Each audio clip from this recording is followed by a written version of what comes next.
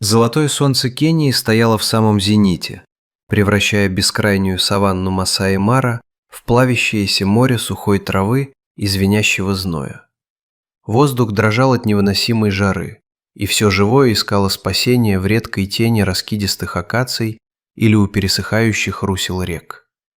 Большие стада антилоп гну и зебр сбились в кучи под редкими кронами деревьев, лениво отмахиваясь хвостами от докучливых мух. Птицы замолкли, и даже вечно суетливые сурикаты предпочли скрыться в своих прохладных подземных норах. Саванна будто замерла, скованная полуденным оцепенением.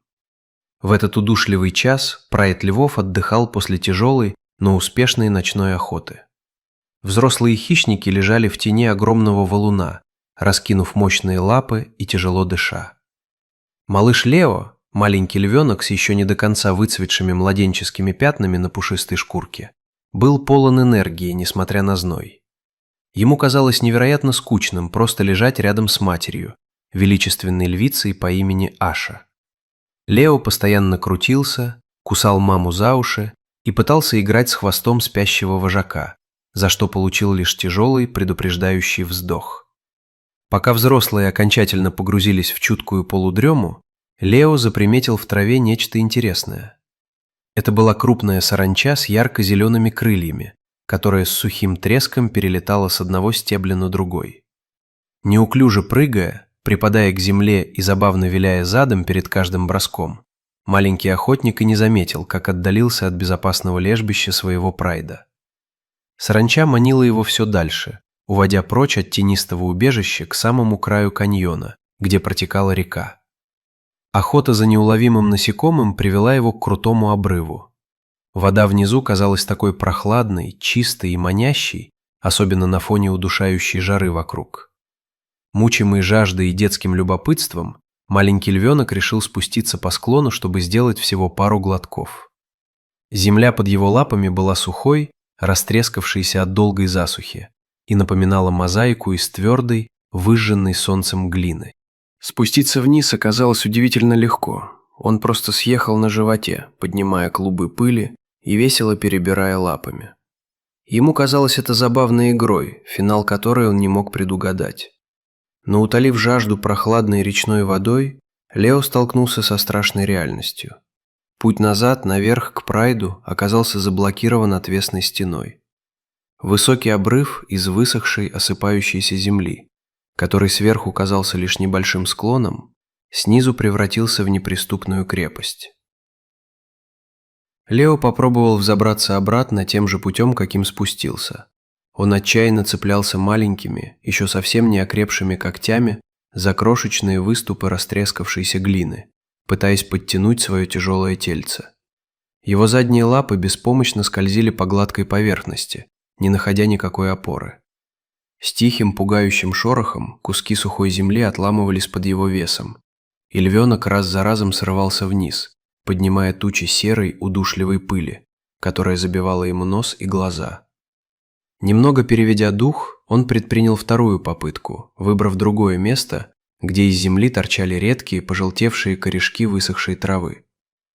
Лео уцепился за них зубами и передними лапами, изо всех сил подтянулся, надеясь закрепиться на склоне.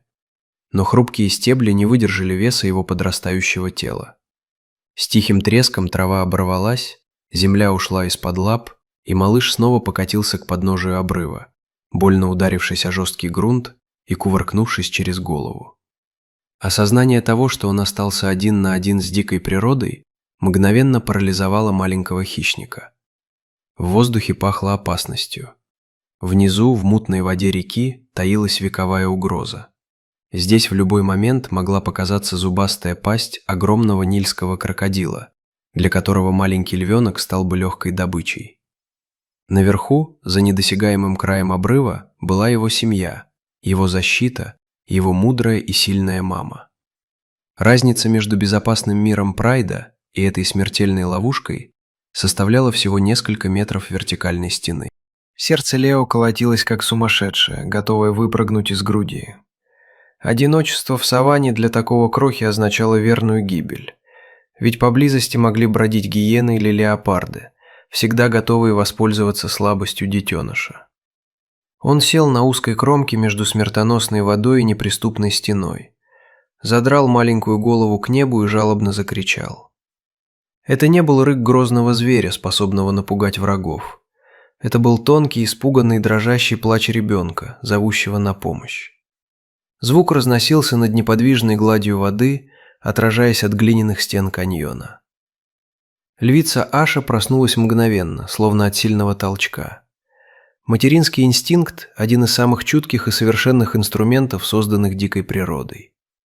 Среди мерного шума горячего ветра, шелеста сухой травы и далеких криков хищных птиц, ее слух уловил именно этот едва слышный, но такой знакомый, полный отчаяния и боли зов. Она резко подняла голову, ее янтарные глаза мгновенно осмотрели место отдыха Прайда. Лео нигде не было. Тревога мгновенно заставила ее сердце биться чаще. Оставив остальных членов Прайда, которые лишь лениво приоткрыли глаза, Аша быстрой, уверенной и одновременно осторожной походкой направилась к источнику звука. Каждое ее движение было наполнено природной грацией и скрытой пугающей мощью.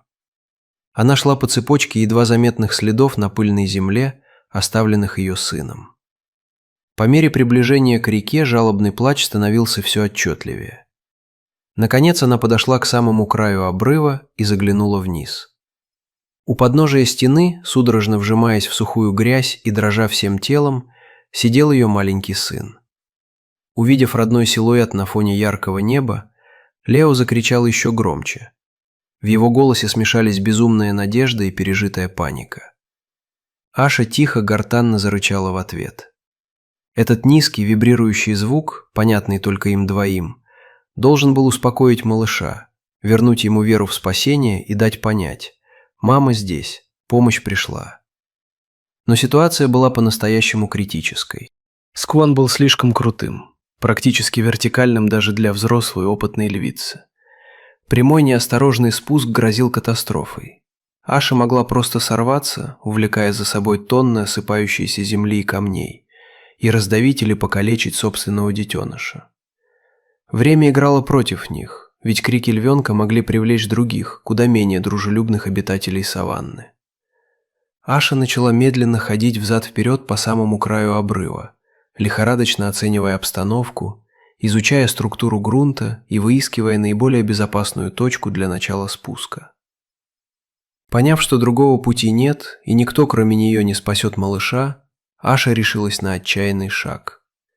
Она выбрала участок, где глиняный склон казался чуть менее отвесным и имел несколько небольших трещин, хотя для человеческого глаза он все равно выглядел как абсолютно вертикальная стена.